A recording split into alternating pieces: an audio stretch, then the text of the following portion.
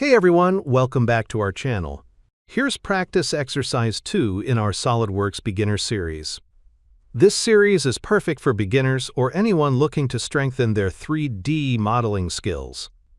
We'll start with the basics and move step by step into simple 3D models.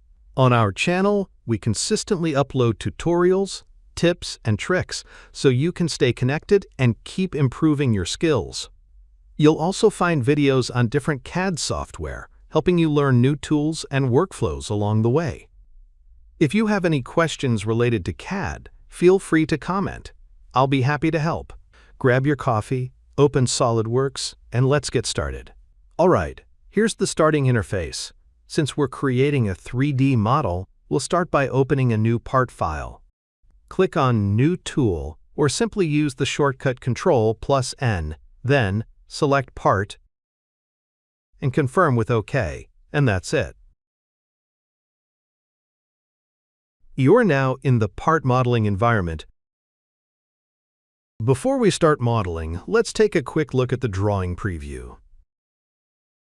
Here you can see the overall shape and the key dimensions that we'll be using. We'll begin by sketching the base profile, and then slowly build up the rest of the parts step by step. So take a moment to go through the drawing. Let's start by creating the base feature. We'll sketch this profile exactly as shown in the drawing.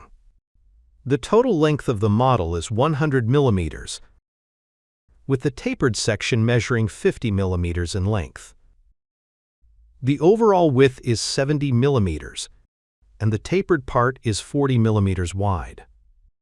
Once the sketch is complete, extrude it to a depth of 20 millimeters to form the base of the model. Now let's jump right into creating it.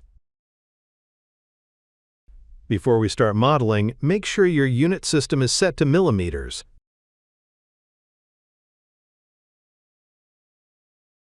That'll help us keep everything consistent throughout the process. Alright, let's begin by creating the base feature. Click on the top plane, then click Sketch.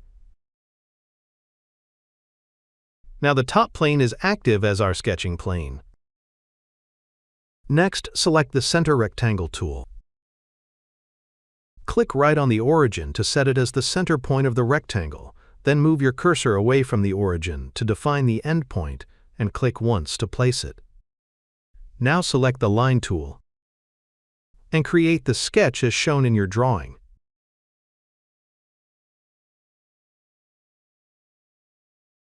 Once that's done, we'll clean it up a bit. Select the Trim tool and make sure the Power Trim option is active. Simply click near the sketch and drag your cursor over the lines or entities you want to trim. Once the shape looks right, let's move on to adding some constraints to fix its position with respect to the origin. We'll start with a vertical constraint between the origin and the midpoint of this horizontal line. To do that, hold down the Control key, select both the origin and the midpoint one by one, and then apply the vertical constraint.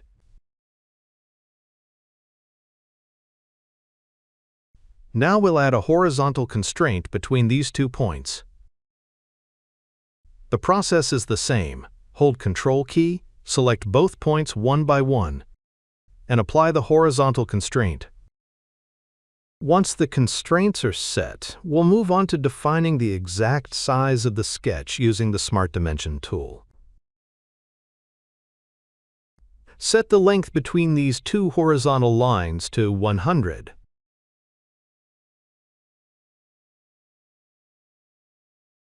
Then, set the length between these 2 points to 50.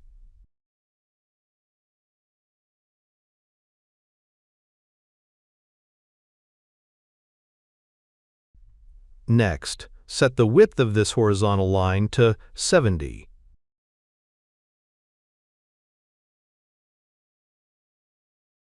And finally, set the width of this horizontal line to 40. After applying all these dimensions, you'll notice the sketch turns fully defined, which means it's ready to move on the next step. Now, go to the Features tab and select Extruded Boss. Under the Direction 1 drop-down, choose Blind, set the depth to 20, and confirm with the green tick. And that's our base feature complete. Here, we're going to cut out this section from the base feature. In the drawing, you can see the portion we need to remove. It measures 25 by 30 millimeters and goes through the full depth of the base. First, select the top surface of the base and click Sketch. Once the plane is active, select the Corner Rectangle tool. Move your cursor to the lower edge of the base feature and click to define the start point. Then, move your cursor away from this start point and click again to set the end point of the rectangle. Next, we'll apply a vertical constraint between the origin and the midpoint of this horizontal line. The process is the same as before. Hold down the Control key, select both points one by one, and apply the vertical constraint.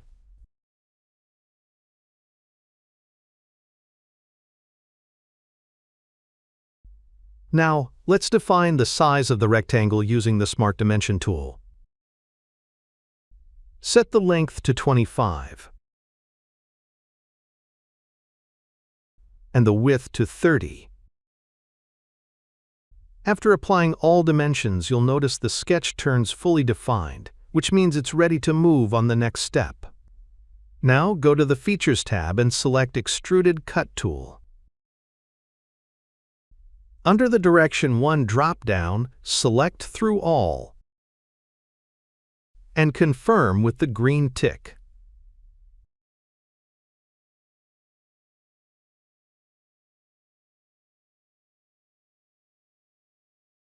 Up next, we'll be adding another feature on top of the base. You can see that the total length of this boss is the same as the base. But the width measures 20 plus 10, which is 30. Also, the total depth of the model is 50, while the base is only 20. So, this new feature will be extruded up to a depth of 30. Now, let's select the top surface of the base feature and click Sketch. Using the Corner Rectangle tool, start the rectangle from the top left corner of the base. Move the cursor toward the right side and click to specify the end point on the base. Now let's apply the dimensions. The width is already defined, so we'll set the length to 30 millimeters. Once this is done, the sketch should turn fully defined, which means it's ready to move on the next step. Now, go to the Features tab and select Extruded Boss. Under the Direction 1 drop-down, choose Blind. Set the depth to 30 and confirm with the green tick. Here, we're going to cut out a section from the new extruded feature. In the drawing, you can see the portion we need to remove. It measures 20 by 30 millimeters and will be cut to a depth of 20 millimeters from the new extruded feature. Select the front surface of the new extruded feature and click Sketch. Using the Corner Rectangle tool, start the rectangle from the top edge of the feature. Then, move your cursor downward toward the base feature and click to specify the end point of the rectangle. Next, we'll apply a vertical constraint between the origin and the midpoint of this horizontal line. The process is the same as before. Hold down the Control key, Select both points one by one and apply the vertical constraint. Now let's dimension the rectangle. Set the length to 30 millimeters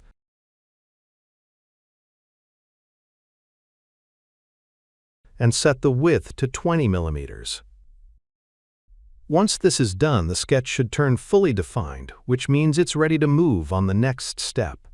Now, go to the Features tab and select Extruded Cut Tool. Under the Direction 1 drop-down, choose Blind, set the depth to 20,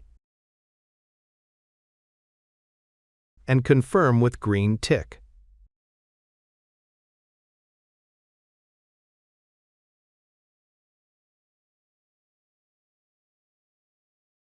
Finally, we're going to cut out a section from this extruded feature.